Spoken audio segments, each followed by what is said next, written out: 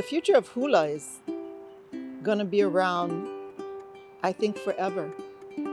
More and more people are dancing hula because of how you have to be, what you have to do to dance hula.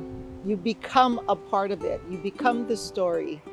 It takes so much of being a pono person because that's the culture. Yeah, the Hawaiian culture for me is being pono. And when people dance hula, they know that. They have to be pono. Otherwise, it doesn't come out right. Well, the future of hula is never going to end. I know that for sure. The future of hula is broader than it ever has been.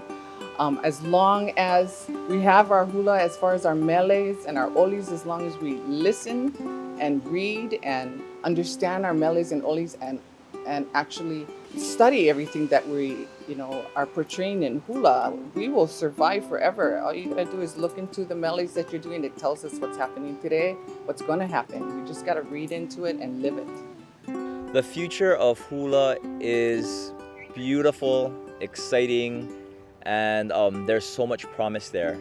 Because I'm a teacher and I've been teaching for about 25 years now, I see the difference from when I first began to what's happening now. And what's making me excited is seeing our students and the work that countless communities equipping our haumana, our students, with so much. Whereas in the past, hula might have been one of the few things that stood out to people when you talked about Hawaiian culture. That's no longer true today. Hula is supported, is a part of this amazing fabric, this vibrant fabric of Hawaiian culture. And so all of those things are combining, whether it's Hawaiian healing practices, whether you talk about Hawaiian arts with kakao, uhi, tattooing. We have these amazing people doing amazing things in so many different communities. Olelo Hawaii is absolutely thriving. So all of these things coming together is creating this nexus where, of course, hula is going to be better because our haumana, whereas in the past, maybe people were dancing because it looked cool.